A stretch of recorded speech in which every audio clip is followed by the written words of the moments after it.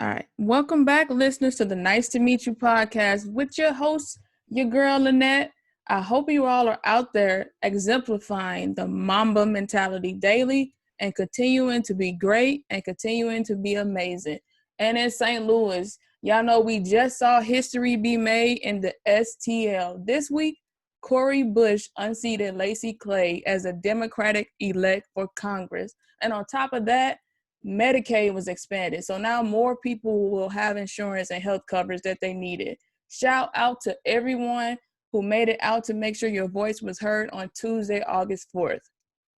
All right, so this is season 1, episode 12. And today I have a treat for y'all as I will be speaking with Tony Milton. He was born and raised in Charlotte, North Carolina. He is married with 2 kids. He has a son who is headed to high school and a daughter who is in her last year of middle school. He owns a youth basketball team called Milton Elite. They are an AAU team based out of Charlotte, ranging from the 8th grade to high school. He's been coaching and training for about 4 years. He also just started a podcast called Mud Talk, which can be found on all major platforms. He has a love for fashion, sports, empowering our youth, and being a father. He just recently helped his daughter start her own tie-dye t-shirt business, and he leans on God to get him through everything because he has covered him through so much. Would y'all join in with me in welcoming Tony to the show? I thank you so much for agreeing to speak with me today. All I did was ask and told you what my podcast was about, and you said yes. And I appreciate you for taking time out of your day to chat it up with me. Definitely. Thank you for having me here. It's a pleasure to be here. I definitely, anything positive and encouraging, sign me up for it. Anybody who knows me, I'm all about that. So thank you. All right. So before we get into the episode, I wanted to say, like, with this pandemic and this craziness, how is it in Charlotte? Like in St. Louis, we were shut down, we opened back up, and then we kind of shut back down again. So how is it there? So in North Carolina, Roy Cooper is like been on top of it. Some people aren't happy with him, but I think that he's playing it safe. Like, so we're still in phase 2 right now. They just extended phase 2 for about 5 more weeks, I think.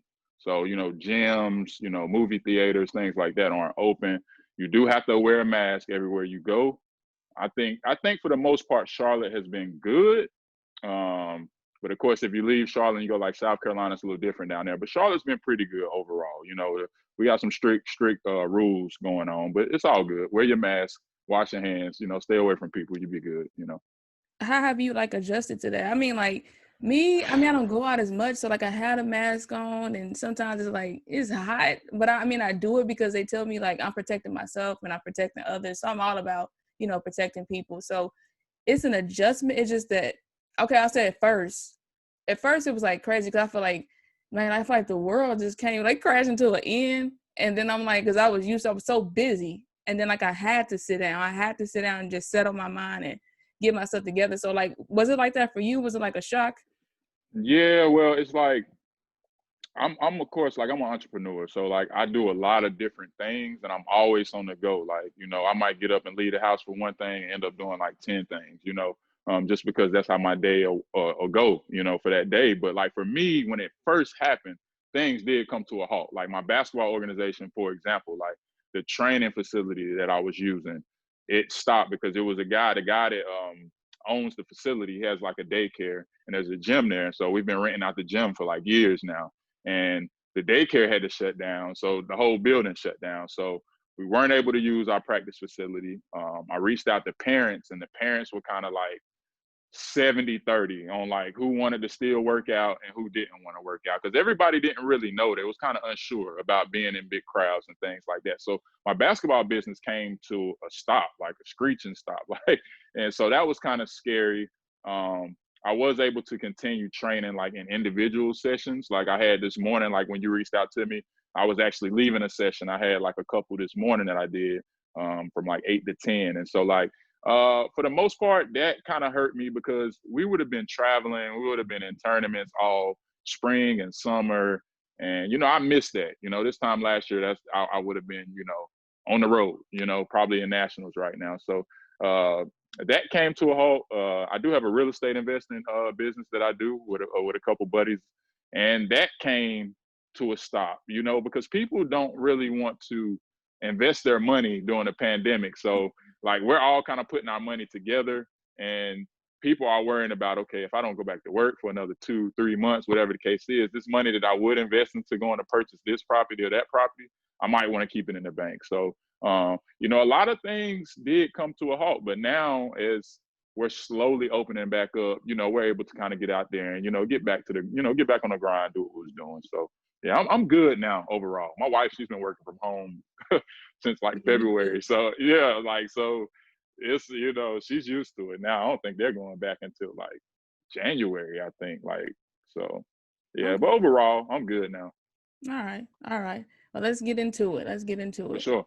So at the Nice to Meet You podcast, we are all about inspiring, others and to be the best version of themselves. So can you tell the listeners about your background story, the things that you went through that helped build your character and shape you into the successful man you are today? Definitely. So like you alluded to earlier, I'm born and raised in Charlotte, North Carolina. I grew up in the project. So I lived in like literally like my project that I grew up in. Like if you're listening and you're from Charlotte, Earl Village is where I grew up. That's where I was born and raised.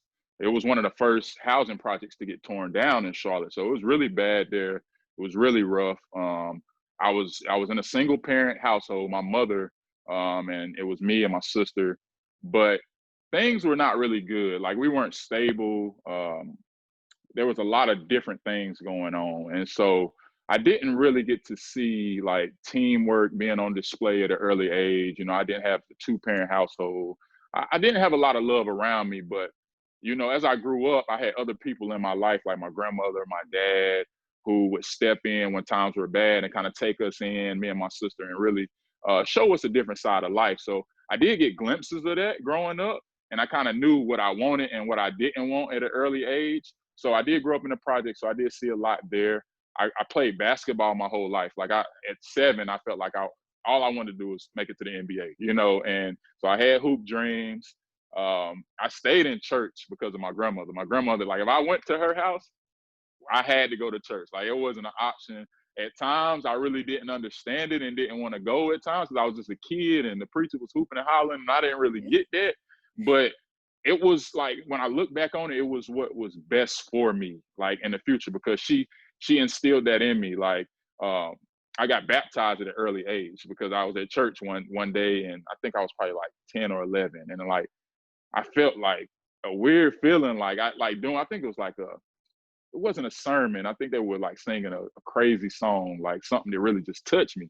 And like, I literally cried in church, like randomly started crying. I'm like, I'm feeling something here. Like I really didn't know what it was. But then when they did like an altar call, I kind of went up and my dad went up with me. And at that point, I kind of knew like I was going to be different. Like I knew that God was going to be an important part of my life going forward. Like I knew I wasn't going to be perfect from that point, but I knew I was going to lean on God like the rest of my life to get me through everything, because I knew like the way I was raised that he was speaking to me for a reason. So right now, anything that I do involves God. Like I'm not perfect, but I always give praise to God when I'm going through good times, when I'm going through bad times. So it's a part of my life. It's who I am. So yeah, definitely. That's just a little bit about me. That's where I come from. And that's, I want to say,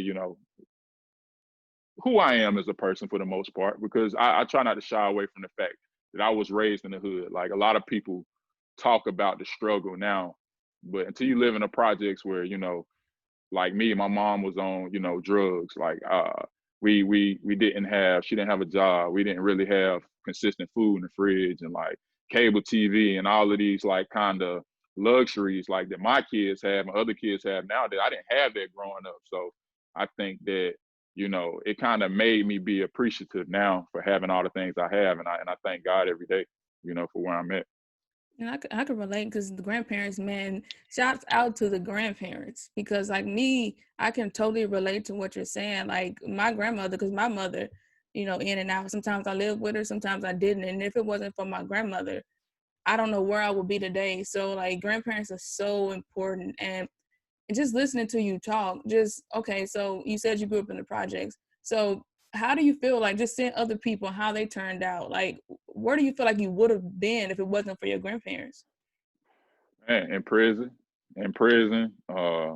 probably dead, to be real. Like, and I'm not, I know it can sound cliche, like saying that because a lot of people say the same thing. They're like, I'd be dead or I'd be in jail if it weren't from, but like seriously, like from where I grew up at, like those are the only two options, like to sell drugs or to do other things to generate money. And I seen it every day. Like, um, I think if it wasn't for my grandmother literally like saving my life, I think God put her in my life to save my life. Like she saved my life. I went to her house and, I was able to really see teamwork with her and my grandfather. I was able to feel real love. Like, and on top of that, she never judged my mother. Like, even though she knew who my mother was and what she was at the time, she would always tell me, like, you only get one mother, you need to love your mama. You know what I mean? Like, I don't care what's going on over there, love your mama, you only get one. Like, she would never talk down on my mother to me. And I think that stuck with me the rest of my life because I felt like it could have been easy for her to, like, every time I showed up over there, for her to be like, this, that, and the third, your mama this and that. But she never did because guess what? She realized I'm a kid. Like, I don't need to really hear that. I need love right now. Like, I need support. And she showed me that. So, like, I think if it wasn't from her, I probably wouldn't be here today at all. Like, and I mean that for sure. Man, I can relate to that. I can relate to that. And I've checked out a few of your episodes. Mud Talk is, and we'll get into that later on. We'll let him share his contact information and all that. But I promise you all, you will not be disappointed, if you listen in on Mud Talk. And so, just listening to you, talk about you're a successful businessman and how you were able to like build your business up from the ground up, and it kind of inspired the name Mud Talk. So can you kind of tell the listeners about like the highs and lows of like getting that business off the ground?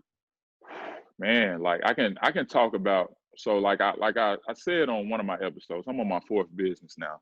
So you go through trial and error in life, the ups and downs, and you learn from your mistakes. Like it takes failure to succeed. And I mean that. And because I've experienced that. Like my very first business, I used to do music. So Wait, can about you say that one more time though? What you said, it takes failure to? to succeed, to Yeah, I don't want you succeed. to gloss over. Like I want them to hear that it takes Yeah, failure yeah, to for sure. succeed. Definitely. So my very first business, I had an LLC as a music group. I used to do music. It was me and like three other guys, with my brother and two other guys. Um, I ended up, getting the LLC. I was pouring money into my music career, pouring money into it, like purchasing beats, paying for video shoots, like, clothes, everything that it required, like studio time. And I really wasn't seeing any kind of benefits from it, like over like, I want to say probably like a 10-month period. Like I put out a ton of music. I was on iTunes, and this was like almost 10 years ago. So to have music on iTunes, like it wasn't as easy as it is now. Or at least we didn't have the knowledge. Like I had to get somebody to help me do it.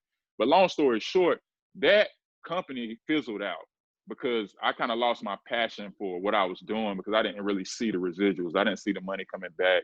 And I don't think I was doing it for the right reasons. Like I love music, but I was too focused on the money, right? So I stopped doing music. So I would say that ultimately that business failed, but it put me in a position to go forward with another opportunity, another business down the line. So as I started, we can fast forward to now, like when I started Milton Elite Basketball, it was rough at the beginning of that time too, because me and my wife, like I poured in, I want to say like between me and my wife, the first 6 months, we probably poured in like almost 10 grand into our business. Wow. And it was like, I was doing it from my heart. I started Milton Elite on the premise that I wanted kids that came from a similar background as me to have the opportunity to experience AAU basketball, which growing up, I never had the opportunity to experience that because it costs money, like the travel, the hotels, the uniforms, the shoes, all of that. I mean, a parent may spend on average per month $500 on their kid to play between the fees and the traveling and all of that stuff. And that's just a round figure. It may be more than that. My parents couldn't afford that. So when I started Milton Elite, I said, I don't want parents to pay me anything. Like literally, I want these kids to come and play. Don't worry about money. Just come and learn the game of basketball, have fun playing the game of basketball. And where it goes, it goes. I'm not worried about it. And I prayed. About 8 months in, my wife like literally was like, we can't keep doing this. Like she was like, we can't keep just spending money and not getting that. I say, yeah, but I'm not really thinking about the money. Like, yeah, I didn't start it for money, you know? Yeah. And at the time, it wasn't a business yet. Like, listen up, it was not a business. I was coaching, I was doing what I loved. I had two parents in particular that cornered me at a practice one day. And this was all God. This is why I say, like, have faith, you know, in God, because my heart was in it. Like, and I was in the right spot because of my heart, and I had passion and love for what I was doing. I was not thinking about money. So these two parents, they cornered me. They was like, look, you can't keep doing what you're doing. Like, we got to pay you. Like, what can we pay you? I'm like, pay me what? Like, I'm not asking for money. Like, I'm doing this because I love it. Like, she's like, my kids love you. You really, you know, I'm seeing, you know, changes in my kids at home, and everybody loves you. All the parents have agreed that you're amazing. Like, you should be getting paid for your time and your effort into what you're doing. I'm like, okay. It's like, look, just go talk to your wife, come up with something, and come back to us. Promise me you'll come back to us. And I'm like, okay, all right. You know, so I get back to practice, whatever. Get home that night. I talked to my wife. I'm like, so the parents are saying that we should start charging them. She's like, what? Yeah. I'm like, yeah. Like, what do you think? Like, we should be paying it. This time I have no idea what I should like tell them, right? Mm-hmm. So I told my wife, I was like, let's figure out our overhead costs. How much you paying for gym rentals, and like, you know, how much it costs for us to get in a couple tournaments a month. And we came up with a bare minimum like fee, $50. So I went back to the parents. I was like, so everybody can pay $50 a month, and now that should be enough for us to cover our overhead costs and stuff like that. And it was like, $50, that's it? Like, I'm like, yeah, $50. You know, I think that's cool. And so, you know, we were getting paid $50 a month, and 4 months in, things really, really changed for me. Like, really, really changed after that. I had two parents that brung in some kids that were really, really good. They came from an organization where they were paying a lot of money per month to play. And when they said, when I told them $50, it was like, this can't be right. Like, if we're gonna be in tournaments where these other kids are at, $50 a month's not gonna do it. Like, you gotta up your fees. I'm like, but I just told them $50 a month, you know? So like, what should I do now? And I'm like, man, look at God working. Like, so I'm like, okay, here we go. Now I got to go back to the drawing board and say, okay, there's one guy in particular. He was he's a grandfather of one of my kids. He owns a successful technology business. And he was like, look, based on what we're trying to do, what you're trying to do, I would say that this amount of money, X amount of money, is what you should be charging.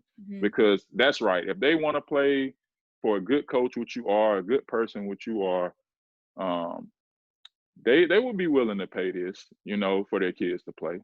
And you're in it for the right reasons. And I was like, that number seems a little high, because I was a little bit on edge about, you know, being in agreement with it. But I was like, okay.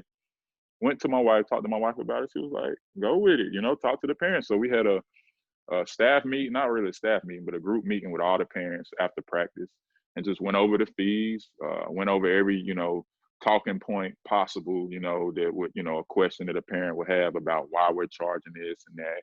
I always told my parents I keep my books open if you guys want to know where money's going.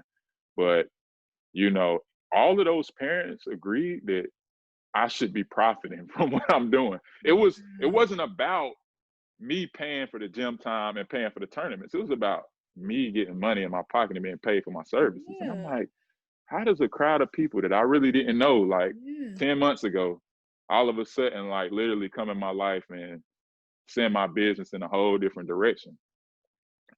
It was God, like, for me, because when you pray on things, God doesn't give it to you always. And sometimes he won't even give it to you at all, you know, for your own good. But if you stay consistent and you pray and you thank God for what you have, because I wasn't making money for almost 10 months. I didn't see profit. And I thank God every day. It wasn't a day that I didn't pray and thank him. And, you know, I kept my faith, and it turned into a business. And I had to file paperwork and do it the legit way. And, you know, one thing led to another. We ended up getting a sponsorship check from, like, you know, a company that found out about me. And things just took off, you Yeah. know. And what I want people to know that in the business world, at least from my experience, like me being a Christian, like if you don't know how to keep your faith during rough times, you know, it's going to be hard for you to see it through when it comes to anything that you're trying to go after. And for me, it was a basketball team, organization that I wanted to grow and to be universally known, not only in my city, but in my state and eventually nationally. And it took me just being consistent and not giving up and just being thankful, even when I wasn't even making money, just being thankful that I had the opportunity to keep doing what I was doing. So yeah, that's pretty much the gist of, you know, the business side for me and why, you know, I lean on God, you know, through my business and everything that I'm doing. Man, listening to you, I got all kind of scriptures in my head, and it said, "If you be faithful over a few things, that I'll make you rule over many." And how you said the consistency, and God is seeing you being faithful, and it's like, so I know sometimes that we put limits on God, and so like we think about these small blessings, and God is like, "I can do exceedingly and abundantly above all you ask or think," and so our small minds, and sometimes it's like, you want this little stuff, and God is thinking like, I can do above that and beyond that. Sometimes we have to expand our minds and think great. And sometimes I know we want to be humble. And it's like we don't want to get the big head. And like God is looking like, I see this in you. I see how great you are. Stop limiting yourself. And I can hear that so much in your story. God is looking at you like, I'm like, God is laughing. Like, dude, do you know that I want to do all these things for you? You know that you're in North Carolina, but you can be in all 50 states. Like, don't limit God. Like, God can do so much in your life. And can you like tell the listeners, like, I know, like, listening to your story, like, why is it's so important to like pray and put God first? Because like, I know you're a man of God and I'm a woman of God, and so we say that, like, put God first, but do we really mean it? Like, how do you put God first in everything? For me, putting God first means that, you know, every day, you know, I don't go a day without praying. Like I pray every day. It's a part of my, you know, I get up early. I'm an early riser. Like anybody who knows me, I'm up like at 6 in the morning every day. I'm like, and it might sound crazy, but I just ever since my kids came here, you know what I mean, into this world, my body clock has been broken. So like when you get up in the house early in the morning at 6:30, you can either watch TV or you could be, you know, doing anything that's not constructive. Me, I choose that time early in the morning when I'm in the bed to talk to God, you know, before my wife wakes up, before my kids wake up. And it's just a part of my day. It's a part of what I do. Like I feel so much better when I pray and I, you know, I'm thankful, you know, for what he's given me and just what I already have. And that's just waking up that morning and, having my health and my strength and everything like that.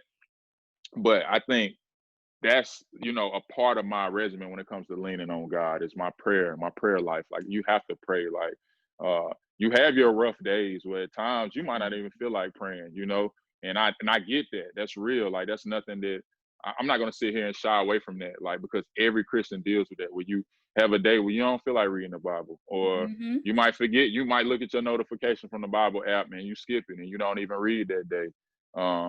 But I find that the days that I skip, my regimen when I don't pray or if I didn't read that day, like the very next day I'll be like in catch up mode. Like I'll be Yeah. eager like to really like get after it and read. Like so for me, I can't go through my go a day without praying or like reading, a scripture or two, every day. This is me. Like when I lean on God, that's a part of me. Like also when I have bad days, and everybody has bad days, being a Christian, people think that the moment you get saved, it comes with a perfect life. That's not attached to it. Lies, That's lies. not it's not attached to it. Like you're gonna have some bad days, you're gonna have some challenging days, and those are the days I think where my faith and my relationship with God um, grows because I have moments where I'm like, man, forget this. I don't want to talk to nobody. I don't want to deal with it. I'm gonna go home.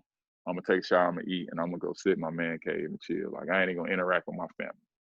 And when I actually do that, and I might get like 75% into that whole routine, get in the man cave. I get in there, won't even cut on the TV, and I say, you know what? Let me pray and thank God for what I have, because I'm great. Like, I'm blessed. Like, when I think about it, I could be dead or gone. Like, I woke up this morning. Like, it's people that are going through much worse than me. Like, and here I am complaining because I had a bad day. You know, Yeah. that's when I get on my knees and I tell God, thank you. And I think during those moments, when you learn to thank God through the bad times, through the storm, you grow. You know what I mean? You grow. And Amen. for me, it's just something that it's very powerful for me just to even talk about it, because I had to overcome that. Like, because I feel like pray the safe prayers, right? You know, God, you know, protect me and my family today. You know, God, can you bless me with, you know, some financial, you know, security, you know, the safe prayers. But when I go through bad times, I pray dangerous prayers, Yeah. right? I ask God to just All right. search me Danger. over. Yeah, like search me, you know, because people don't want to uproot what they have going on. You don't want to disturb, like, because you comfortable. You like, but when you have a bad day, I'm just like, God, just search me over, you know, give me the strength, you know, help, you know, give me wisdom, you know, like I just, some of the things that I ask for when I'm going through a tough time. And I find that eventually in the long run, it sends me in a different direction because, you know, I was able to talk to God during those tough times. So just I could go on and on. I lean on God so much because he saw me through some bad situations, and I seen some of the same people go through those situations, and then they didn't come out so well for them, you know. So I know I'm blessed, and I know that God has a purpose for me, and so I lean on him every day. I can't go a day without it. Like, so for sure. I hear that, and so listening to you talk, it's like you have to have a relationship with God. God is not a genie, and so it's Mhm. like we can't only like see God in bad times. It's like, oh, something bad happened, and now I need to pray. But God is looking at you like, when I'm blessing you, where were you at? And so we have to be consistent. We have to be consistent because like I said, God is not a genie. And listening to your story makes me think of like Psalms 51 and like David, because David is like my favorite character in the Bible, and how they say David was a man after God's own heart, but David wasn't perfect. But what David knew is that when he did something wrong, he was quick to repent, and he kept that relationship with God. And so a relationship with God is very important, very important. And so thank you for bringing that out. And so like here, like as my listeners know, like I'm an elementary school teacher, and so I'm all about inspiring our youth. And I listened to your story about like how people, like when you started your business and you said it wasn't about the money, like you wanted to impact like these kids' lives. And like I'm all about that, because we know the teaching career is not you don't get the most money, and but the job is very important. So like here at the Nice to Meet You podcast, we're all about inspiring our youth. So can you tell us how like working with the youth, like how you're being a role model to these young men, and how some of them may not have a father figure, and how you have two kids, and how you are inspiring the youth? Yeah, so like first and foremost, I try to use the game of basketball as a life tool, right? Like something to help kids understand, you know, certain things that they're going to need in the real world. Like, because the reality is everybody's not going to make it to the NBA. Like, it's a very small percentage. I think it's less than 1% of kids that will actually play professionally, whether that's in the NBA or overseas. Now, that doesn't mean that I tell kids, look, you ain't gonna make it. You know, I still encourage them to chase their hoop dreams, but I also try to instill, you know, the discipline, the hard work, you know, showing up on time, dedication, commitment, all kind of things that they're gonna need in the real world to succeed, you know. So I use the game of basketball to teach them life. And I think that that's important for me. I also try to show kids, because nowadays, like the youth that we see, and I have a 13-year-old and a 14-year-old. They'll soon be 14 and 15 here in another month or two. And when you get on the internet, kids only want to see fly people with nice shoes, nice clothes, nice cars, okay?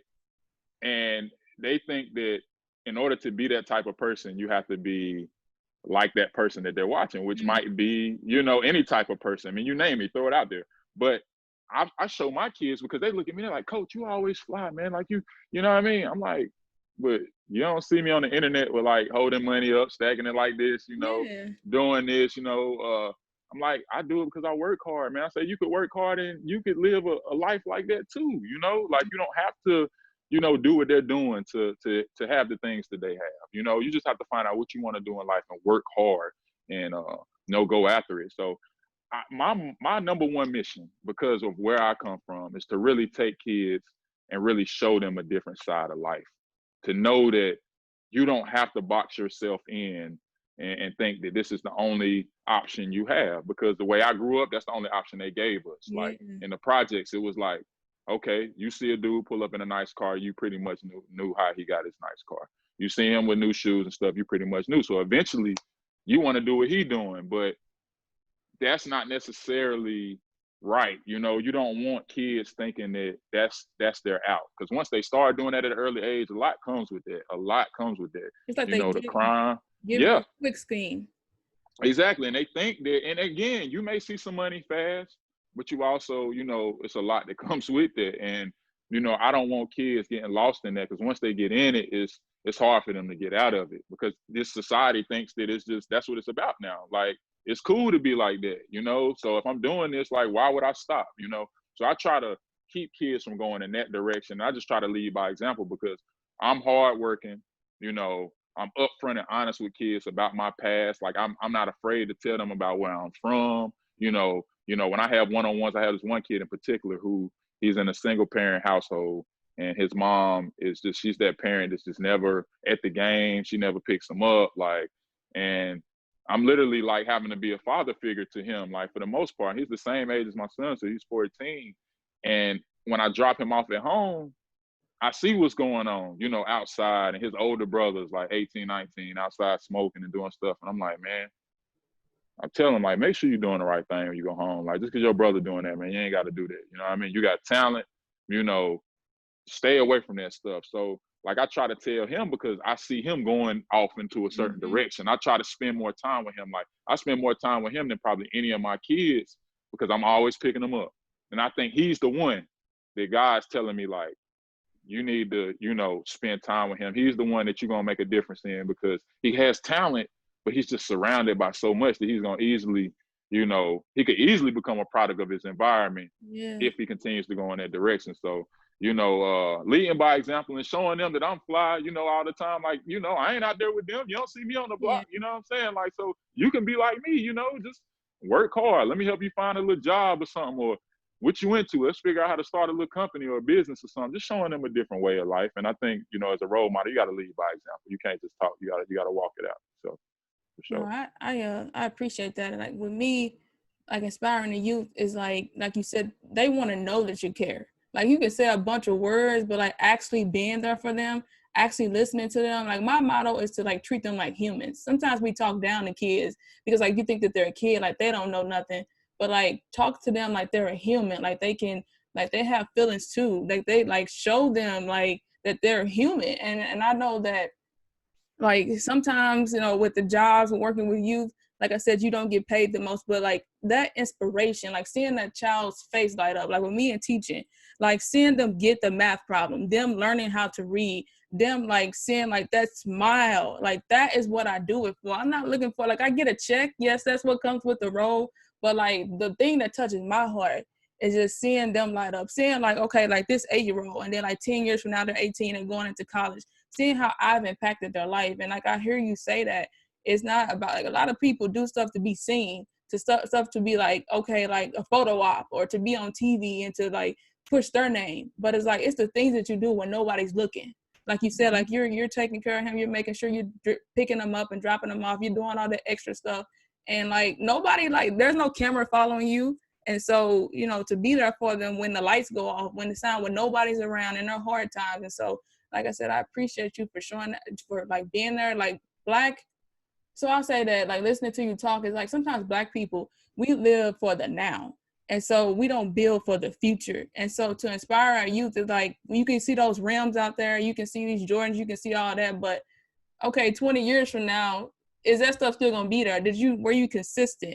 Were you investing in anything? Were you investing in any people? Were you like investing to leave your legacy? So it's all about inspiring our youth, and specifically, and I'm not against any other race, but sometimes Black people, we have to work harder sometimes than other people. So making sure that we're there for our youth when they're young. And so when they're older, they'll turn around and do it for somebody else. And we can get out of this cycle. We can break those generational curses and build wealth.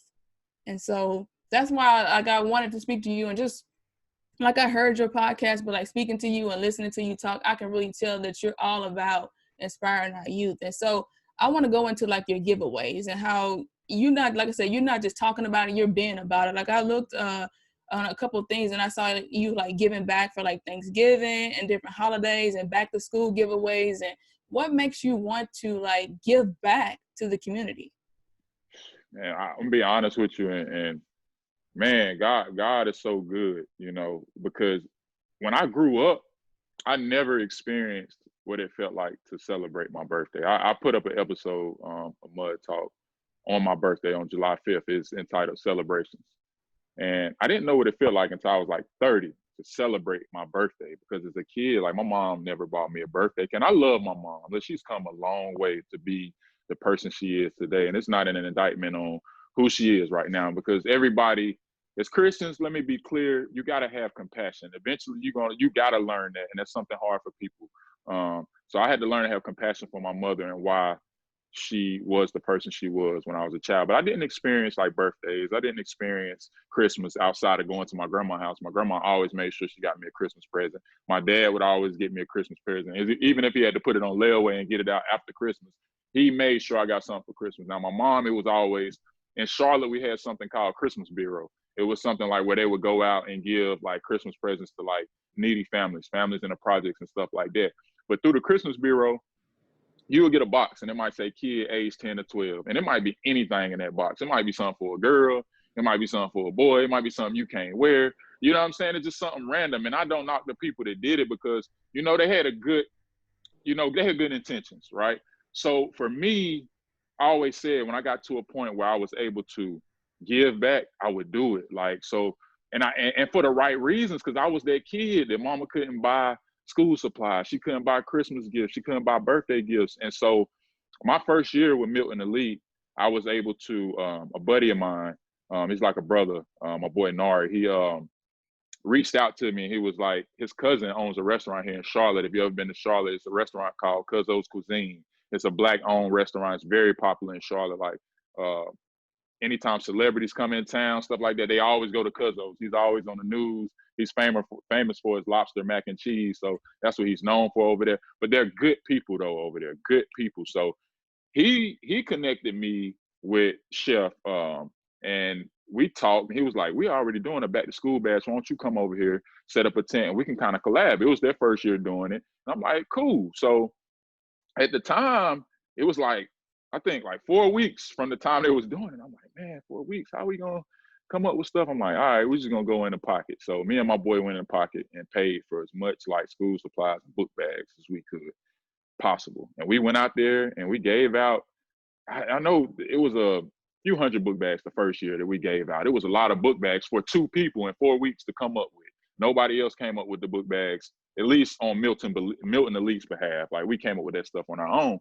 And to see those kids coming in, because this restaurant is on a Black side of town, it's on Tuckasegee Road, which my aunt used to live over there, and I used to spend a lot of time over there. And it's the hood, you know. So you got kids coming up there, they can't control their situations that they living in. And like, we bought good book bags, and that's probably why we only had a couple hundred, because we spent too much money on the book bags instead of like trying to find like some wholesale deals or something like that. Yeah. But we bought some good book bags, and I felt good knowing that I was giving them quality book bags. Like, I'm like, this ain't just a regular book, this is a good book bag right here. You know what I mean? Like, and I felt good. Like, we gave them t-shirts, like just, you know, we paid for so much food to like feed like people, and it was good food. I mean, the burgers, the dogs, the chicken sandwiches. Chef made his lobster mac, which is one of his top selling items at his restaurant, to give to random families like out there. And we did that. And I had my basketball team out there,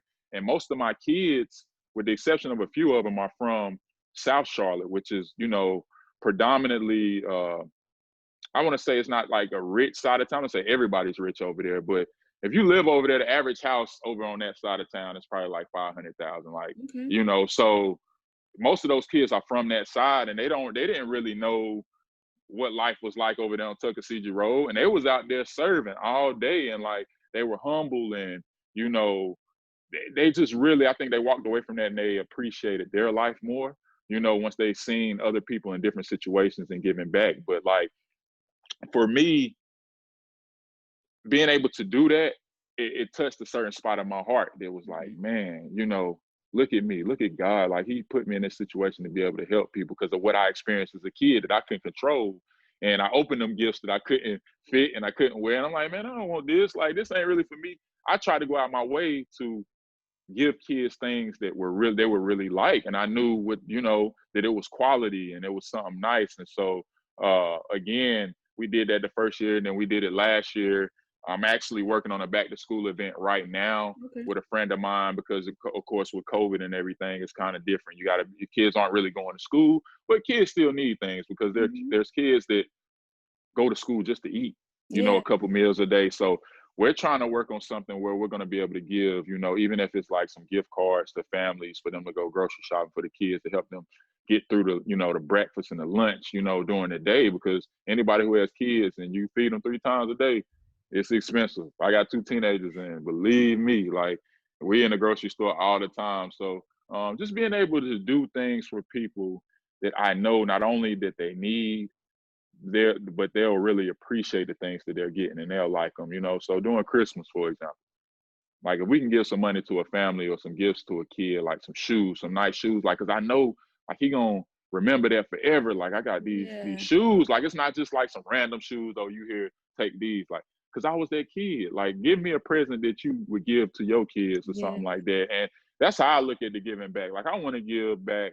I want to give nice things to people because I wish that people would have been able to do that for me growing up. So that's my whole, motive. And, that's my reason for doing what I do when it comes to giving back. And I can feel that. So like with me, like I didn't like the teacher thing. Like I had no one to check in with me on my homework. So like I'm gonna be the teacher, be like checking up on you. I'm probably gonna get on your nerves, but I'm like, I want someone to show me that they care, someone that they're checking in with me. And so it's like with us, I feel like our story and like, man, going through, the things that we went through, it sucked. But like with God, He's gonna use our story to change someone else's life. And so the things that, and all of y'all out there, the things that you went through, that's like, man, got on your nerves, broke your heart. But like, you can prevent someone else from having the same pain. And if God put that in you, like I always tell people, don't sleep on what God gave you. If God gave you the talent and God gave you the means to like bless someone else, like don't sit on that, because like, how it felt when you didn't have it. And if you had the means to help someone else, by all means, use that. God bless you with it, so bless someone else. And so keep doing your thing, keep giving back to people, keep inspiring people. And so another thing I encourage my listeners to do is to look from within and not worry about the opinions of others. And this is kind of like my podcast started from like my reading the book of Alicia Keys, More Herself, and how she got in tune with who she is as a person. And so sometimes, throughout life, people like make these comments, so they have their opinions about you. And so like, do you live your life by like not worrying about the opinions of others, or have you struggled with that, or kind of like tell listeners like, well, how do you go about dealing with that? Man, I'm gonna be honest with you, it haven't always been the same. Like I think like in high school, because I grew up in the projects and I couldn't have nothing, I think once I finally was able to control my situation, I was doing things because I cared about what people thought, like that they would see me in this and see me in that. And now they would look at me the same way they look at other kids, So at an early age, I did care about stuff like that. But as I got older, I realized that all that stuff it doesn't matter, you know what I mean, when you're an adult, because high school really doesn't matter. Like being the best dressed person in high school don't matter when you're 35, 40 years old. Like who cares, So and that was a process for me. But for example, my bio on Instagram, it used to say no cosign, no permission. I've recently changed that because I'm trying to make it more streamlined for people to be able to click links and things like that. But it is what I started Milton Elite on, the premise of no cosign, no permission. What I mean by that, I didn't have a cosign from anybody. Nobody gave me permission to start Milton Elite. And there's plenty of people in our city, excellent basketball people in our city. Like North Carolina is known, like our nickname is the Hoop State, because we put out so many, great basketball players. Like Michael Jordan's from here, he owns the Hornets here in my city. So it's like, I didn't reach out to people that I know. I'm like, hey man, what you think? You think I should start an AAU team? Because if I would have did that, somebody probably would have discouraged me. They probably would have Yeah. told me some stuff that would have led me to believe that maybe I shouldn't do it. Instead, I did it, and I'm glad I did. So I didn't really care about what people thought. Like when we showed up to tournaments and people were like, Milton Elite, like I never heard of y'all. I was like, okay, yeah, we just started, you know what I'm saying? But keep pushing. Like we kept showing up, we kept doing our thing. We was winning and letting it be known that hey, we're gonna be around. We're gonna be wherever y'all at. And my kids, eventually you'll know who my kids are. And me having that mindset of not really caring, because there's teams and organizations that's been around 20 years, 15, 10 years, whatever. And they got a lot of respect in the community when it comes to basketball and parents. The parent might say, oh, I'm going to send my kid to go play for this organization because they've been around. But just because they've been around a long time don't really mean that that's in the best interest for your kids to play for them. You know what I'm saying? So, I learned to not really care, and to just keep doing my thing and pouring my heart into my kids. Like when people look at me, they, see certain parts of me and they may think, oh, he's doing this for that reason or that reason. But to be honest, if you look at my Instagram prior, like I did a lot of changes on my Instagram over the last, 6 months. But I didn't really post a lot. Like I would post my basketball team, but I really wouldn't really post a lot because I didn't want people thinking like I was a show off or something like that. And then I had to tell myself like,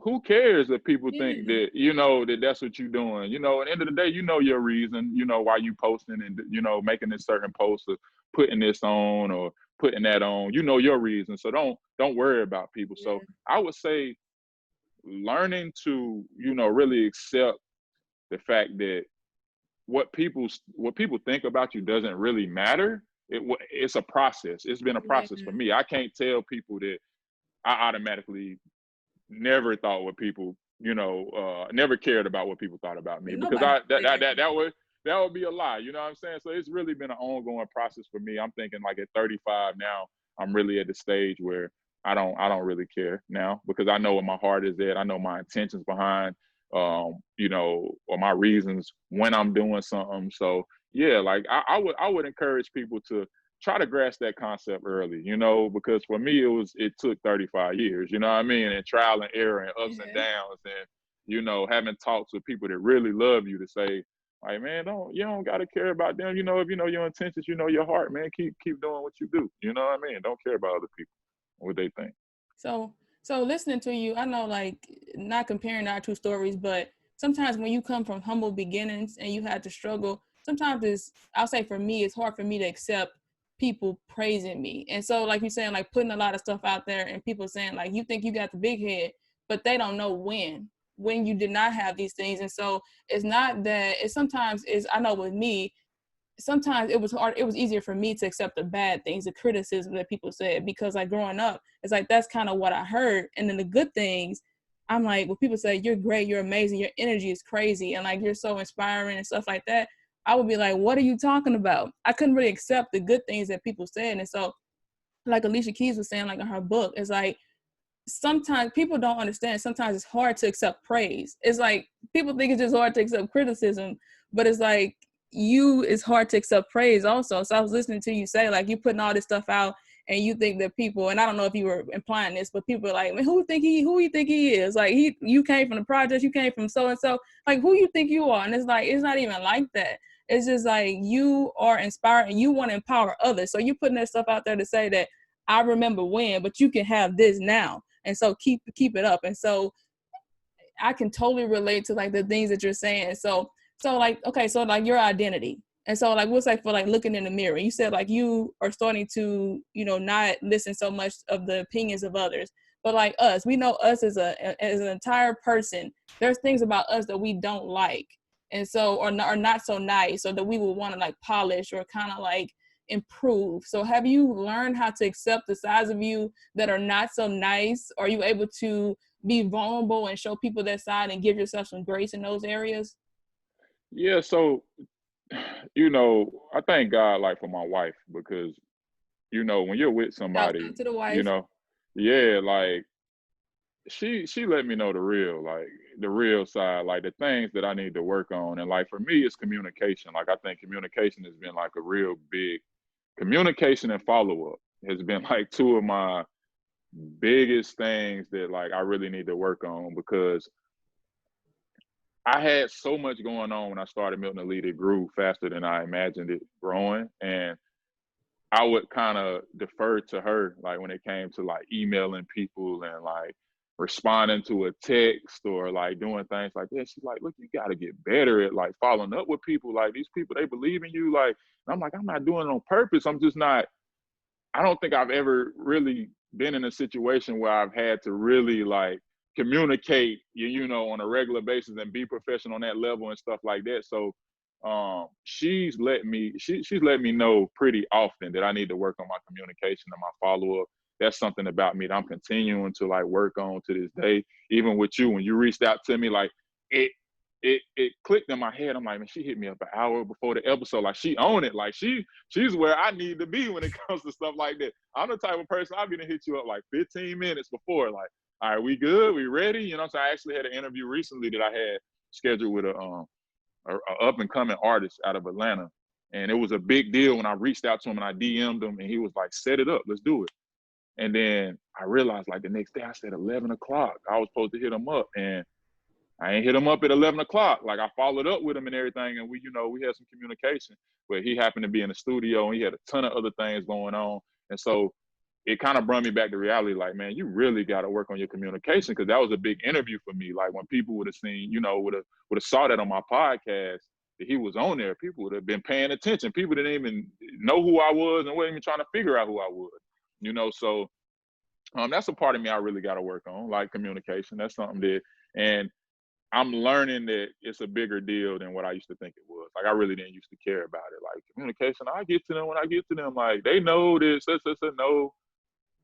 I need to be more responsible when it comes to communication. I need to be more accountable for communicating with people. Like if I want people to continue to look at me in a certain light and to network with me and do business with me and things like that. So yeah, that's something I need to work on for sure. But it sounds like you understand it. So like I said, give yourself some grace and like baby steps. Like you didn't become like that overnight. So it takes time. It takes like improving a little bit and improving a little bit more and improving a little bit more until you become, the best communicator, the best follow-upper. It's not even a word, but the best follow-upper, and just keep working on it because no one's perfect.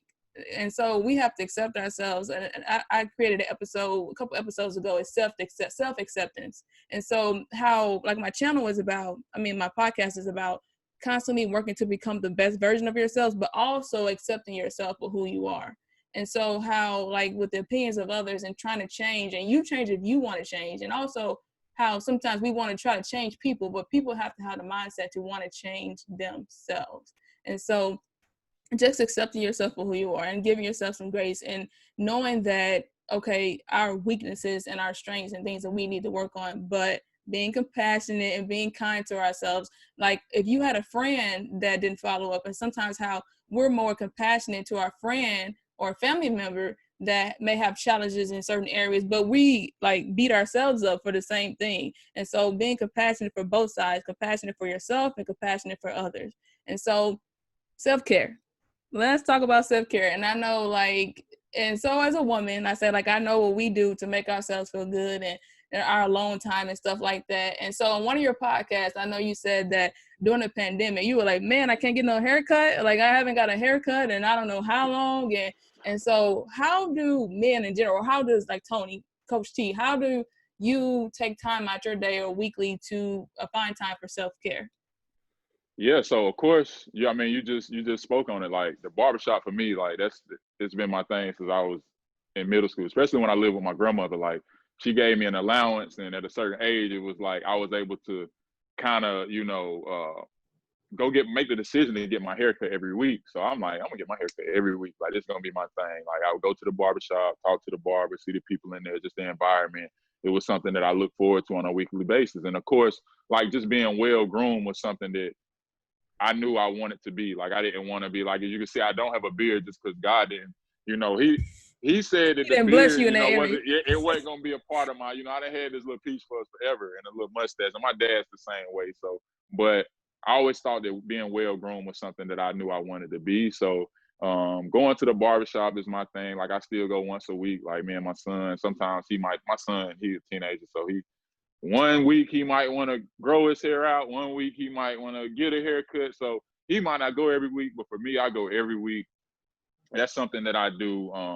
Also, like I do, in North Carolina, you have the right to own firearms. So, I do have a concealed carry permit. I do. I'm a member at our shooting range here. We have a really nice indoor shooting range, not too far from my house. So, a couple times a month, I try to go and shoot. That's something that I like to do. It makes me, I'm working on my skills, and at the same time, it's fun for me. I'm in a safe environment. And that's something that I like to do. Also, working out. Every day I have a little regimen I do early in the morning while I work out, and of course, I'm training kids, so I have to stay in shape. That's just just to name a few things that I like to do. To kind of just keep me grounded, and through the week, and make me feel good. Because I have a ton of other reasons that I feel good. On a daily basis, like my family and my kids and stuff like that. But that's just some of the stuff, like personally, that I do for me that makes me, feel better on a And weekly I think basis. it's important because it's best for us, to feel good about ourselves so that we can show up for those other people in our lives, because we got to build ourselves up and check in with, like, every so often. I don't know if, you all out there, do a mental check-in and say, like, ask yourself, like, how am I doing? How am I feeling? Because sometimes we may be feeling some type of way, and we have to ask ourselves, like, we may wake up angry, like nobody has did anything to us, and we may be agitated. So sit down, maybe go in the quiet room, like you said, your man cave, and just sit there with quiet, TV off, and just talk to God and say, like, how am I doing today? Sometimes you just have to sit with your thoughts. And so when you sit with yourself and you do that check-in, then you can show up for your wife. You can show up for your kids. You can show up for the basketball team. You can show up for all the people that you're inspiring and that you're empowering. And so let's look outward a little bit. Okay, so your kids, you say you have a boy and a girl. And so how do you encourage and, like, lift up their strengths and kind of encourage them in their weaknesses? Yeah, so yeah, that's definitely a challenge. Like any parent that's out there, I always tell people, especially a lot of kids that I've come across that are now parents, I try to tell them when they find out that they're going to be a parent, I'm like, look, take it day by day. Believe me, there's no way to be a perfect parent, but you know what I'm saying? Like it only gets harder, but you have to learn to adjust, year by year. So with my kids, I'm at the point now where I kind of know what they really want to do and what they kind of want to do. Like I have athletes, so my daughter plays volleyball and basketball. My son plays basketball. My daughter is an entrepreneur. Like she's really picked up that trait for me. Like she just ran with it. Like I introduced it to my son, and we're still hoping to like roll out something for him, but we're not quite there yet because I'm still trying to get him to wrap his head around it. And so with my daughter doing so well at it, he's kind of feeling like Yeah. slighted a little bit. Like, you know what I'm saying? Like, well, Tony's doing this and doing that. I'm like, well, she ran with it. We talked about it at the dinner table. Like, by the way, just dropped a new episode this past Thursday called The Dinner Table, where I talk about this whole situation. So y'all, go tap Check into it that. out. But with him, I'm trying to encourage him to still, believe that he can still come up with something. I'm like, look, it doesn't happen overnight. Tony just happened to already had a hobby that she was doing, and it worked out real quick like that for her. But it's gonna take a little longer, but you need to every day kind of write down some more ideas, figure it out. You can still do this. You still don't have bills. You don't have responsibilities outside of your chores and everything. You still have, a window of opportunity to, progress and to make money, like Tony is doing. So I try to still encourage him to, believe that he can still, do what she's doing. And that's just checking in with him every once in a while and just letting him know that, like, man, it's still available for you. That's something you still can do. uh, and it's hard because he sees his sister making hundreds and hundreds of dollars, and I might tell him that, and he might tune me out. But so I'll get him to go work out with me too. Like when I have a training session, I wake him up like, hey man, you coming to work out? You know what I'm saying? And I know that when he's working out, he's playing basketball, his mind is on something that he loves, and so that's just a way of encouraging him.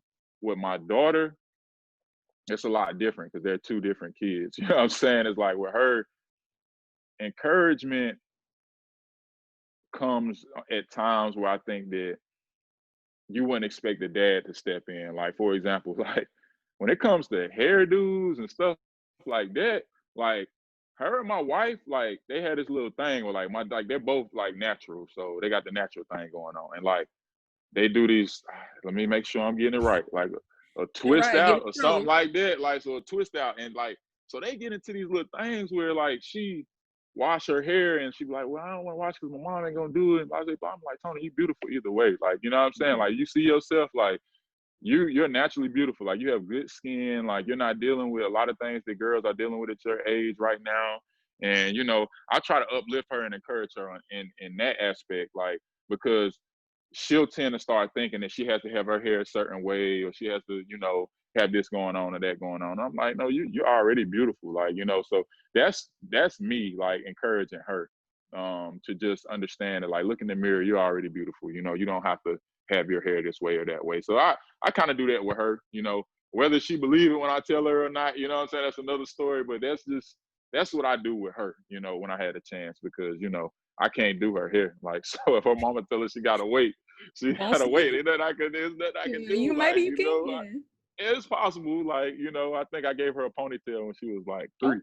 one time. When she was 3 years old. Like, I had to do something, and I don't know how good it looked, but yeah, that's the only time I ever did something with her hair. So, but yeah, but I try to encourage her and uplift her on that level because, you know, as a father, you want your daughter to know that or you, at least you want to show her love on a level that just is something just far beyond anything that she'll, you know, get from anybody else. Like, I want her to get, you know, when she does get in a relationship in the future, she'll know that I set the bar high with her with the Yeah. love, you know, whether it's gifts and, you know, things like that. Like, you know, I set the standard. So now when you go looking for a partner or whatever, you know, in the future, that you won't hold him to anything less than what I've shown you. So I try to show Love her it. just, yeah, yeah. So that's what I do with her. I just show her a crazy amount of love, like on a regular basis, because she's a female, she's a young woman. I want her to see that from a man, like, so, yeah.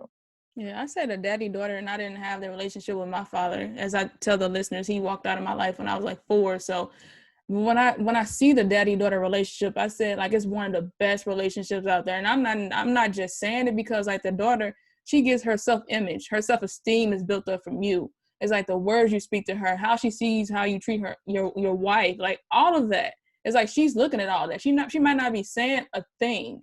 She might just be like sitting there, but like she's taking all that in. And so that's why I say the daddy daughter relationship is like the most beautiful one, because like even though like my father wasn't in my life, and I said that it's like some kind of way you marry your father, even if he wasn't there, you some kind of way marry your father. And so I had to work through some things and some challenges that I had because I was like looking for these men like that weren't available. And so like because my father wasn't there. And so I appreciate you, I applaud you for like instilling those things and showing your daughter, telling her how beautiful she is and how pretty she is, and building up her self-esteem and telling her she can do everything. And like I said, I listened to your dinner table, and I was like that little girl, like I don't mean to call her no disrespect, but like she is gonna do some amazing stuff. I was listening to her confidence and how she spoke, and I'm like it ain't no stopping her. Like I don't believe you have anything to worry about. And I haven't had a chance to listen to your son, but I did hear your daughter, and I'm like, she's gonna do some amazing things.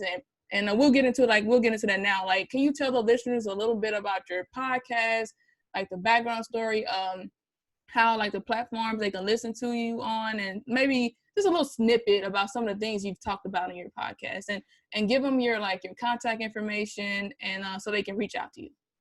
For sure. First of all, you can find me on Instagram at Milton Elite Basketball. You can find me on Twitter at Milton Elite Basketball, on Facebook at Milton Elite Basketball. So that's pretty universal. It's streamlined. So just at Milton Elite Basketball. Mud Talk the podcast. It's on Apple Podcasts, Spotify, Google Podcasts. It's on all the major platforms. Mud Talk is about kind of my life. You know, at least, you know, I talk fashion, sports, culture, life, and coming from a perspective where, like, how can I put it? Like, I got it out the mud. Like, my life came from nothing. Like, I grew into what I have now from nothing, you know, out the mud, you know. So when you get on Mud Talk, you'll hear me talking about things from my perspective and my experiences. Like when I talk about fashion, I love fashion. Like I'm heavy into fashion. So I love to talk to other people that are, you know, that have a similar mindset when it comes to fashion. So anytime I interview somebody like an artist or something like that, that I, you know, have a lot of respect for, you know, their fashion and things like that, I'll ask them about that. So you'll hear me talking about that. You'll hear me always talking about sports. I some kind of way find a way to mix that into episodes where I talk about sports with people. Culture, I do touch base on a lot of things that are related to culture, whether that's music, you know, whether that's just some issues we have going on in the world, which is a lot to talk about right now, and life. And the life part of it, you know, will involve me just talking about what I've went through, you know, what I'm going through now. Like, for example, you know, the episode I did with my daughter, that's a part of my life, you know, so I like to, you know, talk about things like that too. So it's, you know, you get on Mud Talk, man, you can hear anything, you know, when you get on there. So you definitely gonna want to tune in. My basketball organization, I wanted to separate the pages, but right now it's like, because of the traffic that I have coming through there, I'm using my platform for everything right now. So eventually I'll probably venture off and maybe do a separate page for that. But right now it's at Milton Elite Basketball. And I'm on there every day. Yeah, I'm on there every day. You're on Facebook and Twitter too, right? Yeah, at Milton Elite Basketball on all three, you know, so Facebook at Milton Elite Basketball, Twitter at Milton Elite Basketball, and Instagram at Milton Elite Basketball. So that's where you can find me, man. Get on there, show some love, man. Right, of Spam course. my page. I checked it out, and I think I've listened to like 4 episodes, and I listened to 2, and I asked him to be a guest on my show. So like, yeah, that speaks to the things that the raw and authenticity that he shows on the show is just, and then his voice. Y'all hear his voice. He just has the voice for radio, and so just, you know, I will leave his contact information in the description of the episode. So go out and follow Mud Talk, Milton Elite Basketball. If they want to donate, how do they donate to your organization? For sure. So like if you just go to my profile, like on Twitter, on Instagram, there's a link. You know, we got the link tree going on. So you just click on link tree and it'll take you to everything that's associated with me. There's an option for you to do Milton Elite Basketball donations there. So I know right now this is a time where everybody's trying to figure out how to donate to Black-owned businesses, you know, and it is nothing against like any other organizations, but as Black people, we're trying to through these times, we're figuring out how to stick together and how to work together, because that's one of the biggest issues we have is trying to work together, not just when things are going bad. So I think this pandemic and, you know, the police brutality issues that we're dealing with and things like that are teaching us, you know, as a race to stick together, like, and to uplift each other and to support each other. Cause like, we're so quick to spend our money with other people, but we're not as eager to spend our money with, you know, a young entrepreneur that's African American. So anybody who knows me, they know that I support people. That's just something that's in me. I don't do anything expecting anything in return. That's not who I am. I do it because I want this person to know that, you know, you do have a future in what you're doing. And here I am, I'm going to spend my money with you today. And that's going to inspire you to get up tomorrow and have some more motivation behind what you're doing, you know? So that's why I do it. I would encourage people to support, you know, any young entrepreneurs that you see. My daughter is one, at Tony's Tie-Dye on Instagram. She's 13 years old. She runs her own tie-dye business and she's doing pretty well.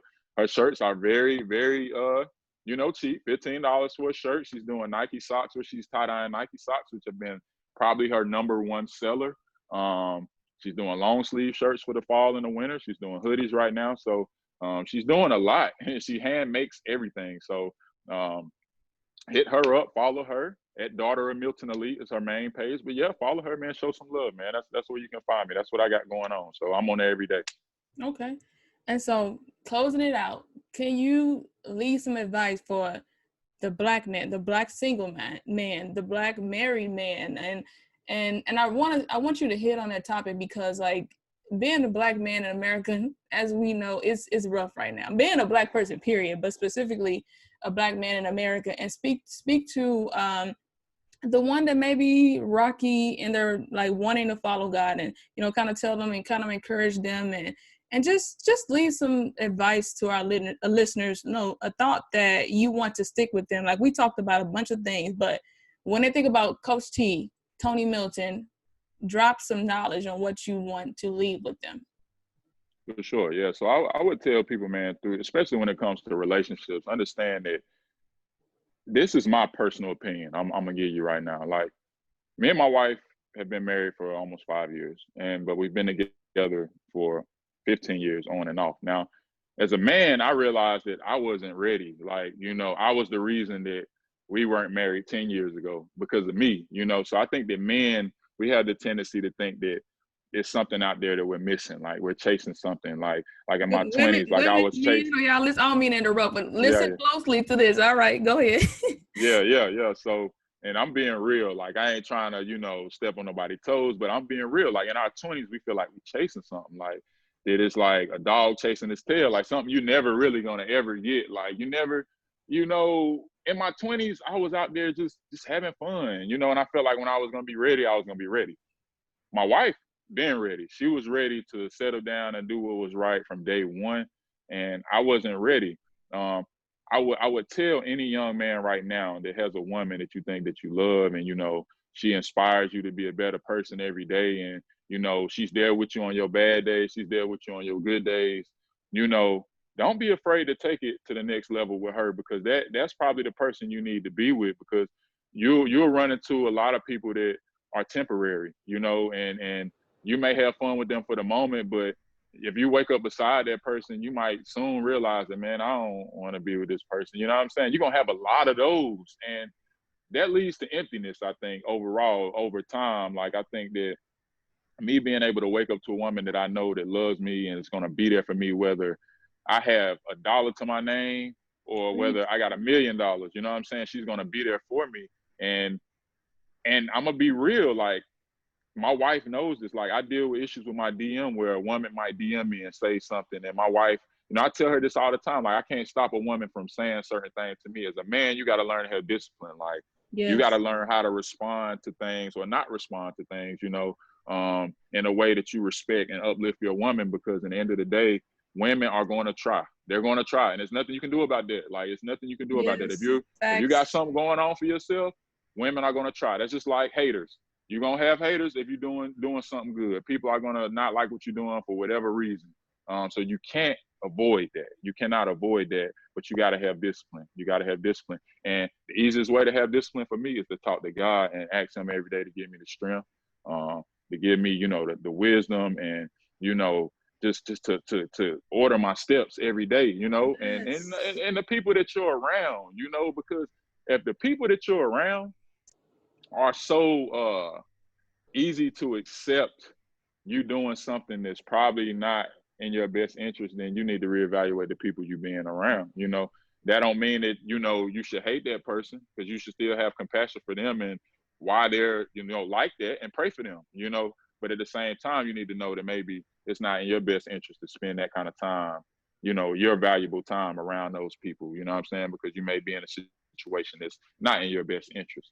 The single man, though, definitely, like, understand, the values that you're looking for in a woman, and don't be afraid to take it to the next level. Don't worry about what the people around you, they in the club and they doing this and they still having fun. And I think that's, as men, that's what we feel like we're missing, but we're not really missing nothing. Like, because you could be building an empire. Like, if you get in a relationship, I would have married my wife 10 years ago. We would probably be millionaires by now. You know what I'm saying? With her mindset and her work ethic, and the way she picks me up and pushes me to do things that at times I don't think that I'm even capable of doing. Like, we would be millionaires right now, because she was ready. Like, mentally, she's been ready. I just wasn't ready. I was immature. I wasn't ready. So, as a married man, though, I think that if I'm gonna spend time with people, it's usually with other people that are like in my situation, like married couples, or like people that are in serious relationships and ready to like kind of take that next step, because I want to encourage them. Like, I don't want to be around nobody that's going to drag me down or drag me backwards. And so, I just recently talked to one of my, like, he's like my brother. Yesterday he called me, and we was on the same topic. He was like, my girl was like, man, I need to call you and I need to be spending more time with you. I'm like, bro, like, it's whatever. Like, let's do it. Let's link up. Let's eat. Like, because he's younger than me, and he feels the need to kind of, live his life, but at the same time he's in love with his woman too. So, and she's a good woman, hard working, and she's ambitious. And I'm like, man, I don't care how many pretty faces out there approach you, everybody's not gonna be like that. You know what I'm saying? Like, and she's special. So I'm just he's asking me like, how do I do it? And I'm like, bro, like, you gotta have discipline. Sometimes it requires you putting yourself in a box and knowing that, I don't need to be over there today, or I don't need to be that way. Or maybe put your energy and time and effort into something else, like a business or something like that, so that you won't even have time to be out there or even being in them situations. So I would say, man, my number one thing, don't be afraid to take it to the next level if she checks off all the boxes. Um, I know that it's a lot harder today. When I look at society, it's different, but God has a plan for everybody. And, when you find that person, you'll know. So don't be afraid to take it there, and don't be afraid to cut off, what you need to cut off so that you can, elevate yourself with her, because God honors unity, like, a union, like, and when me and my wife got married, I felt like I was blessed with so many other things because I decided to commit myself to her, and I was blessed with things that I just didn't have. And I think that God was waiting on me to make that decision, or, he knew the time frame. He already had it planned out, but he showed me like, look, see what you can have versus what you had. You thought you was happy with that, but look what you have now. And so, yeah, that's what I would say. I could talk a lot about it, because it's being married, and fairly young. It's something that I think people, it's hard for a lot of people to wrap their head around it. A lot of people say, I never get married, I don't see how you do it, and this, that, and the third. But it's about, being with somebody that you can see yourself being with for the rest of your life for all the right reasons, not the wrong reasons. So. All right. Man, like, just speaking to you today, I appreciate it. Like I said, I thank you, because you don't know me from a can of paint. Like, you're in North Carolina, I'm in St. Louis, and I appreciate you. I just DM you and you were like, let's do it. And so I appreciate you for coming in, because like with my show, or sometimes, man, like with podcasts, I don't know how they feel about it. It's like I'm trying to build like the male listenership up. And so like becoming more of yourself is not a female thing. Listen, like when you listen to Tony's story and how he had his challenges throughout life and how he put God first and he learned more about himself and how he looked within and all that. And so, man, like this is a strong Black man out here. He's out here like inspiring our youth, empowering our youth, and continuing to be the best version of themselves. And like, all y'all males out there listening, bring some more. Like, check out my podcast, Nice to Meet You. Check out Tony's podcast, Mud Talk. And we're going to continue, like, like I said, speaking as a Black person, we're going to continue to inspire each other. Like he said, sometimes in the Black community it's hard. Sometimes we have a little jealousy and we don't have the support as like other communities have. But as we see, when you become the best version of yourself, it's for you to reach back and grab those other people, because we had to lean on somebody. There was like a big mama. There was someone that prayed for you to get to help you get to the person you are today. And so reach back and grab those other people. And so, Tony, like I said, I appreciate you stopping by to speak with us. And I don't know, does your team play St. Louis? I don't know how AAU goes. Do you all ever play St. Louis? St. Louis, listen up to this. Hey, I'm pretty sure that sometime, maybe next summer, once COVID calms down and you can do a lot more traveling, we're definitely looking forward to getting wherever we can get to. Like, I've been invited to tournaments out in the Midwest area. So we're going wherever we can, wherever God takes us, that's where we're going. I want to put my kids on giving them the biggest platform possible to be able to display their talents. And that's my goal with my organization. So as I continue to work hard and be consistent, I know God's going to take me in the direction that he wants me to go in for sure. So, hey, St. Louis, I appreciate y'all. I should have worn my St. Louis hat. I wear this LA hat so much. Like, it's crazy, like my favorite hat. So I have it on all the time. But I got a St. Louis hat though in my closet. I should have wore it, man. I appreciate you having me on though, for sure. It's a pleasure. Everybody, before I get out of here, I know everybody's definition of real is different. Like, we come from the hood where people use, that's probably one of the most highly misused words in our community. Is this a real person? That's a real person. And he real for this, that, and the third. I think when you're real, you know, like how you reached out to me. Like I'm a real person. Like I see what you're doing. Like I see you positive. Like and I see you trying to grow. You're trying to tap into a whole nother, you know, demographic. Not even demographic, but you know, you're trying to tap into another group of listeners, men. You know, different crowds. For me, I'm in St. Louis now on the air. You know what I'm saying? So I'm all about networking people, and I think when you're a real person, you can't just talk about being real. You gotta walk it out. You know what I'm saying? Yeah. So when you hit me up, it ain't even crossed my mind twice to go ahead and then do it. You know what I'm saying? So that to me, that's being real. That's what being real means to me. You know what I'm saying? So and you're real for having me on here. You know what I mean? So I appreciate that for sure. All right, y'all. So like I said, this will be available on Sunday. And so thank you, Tony Mud Talk. We out.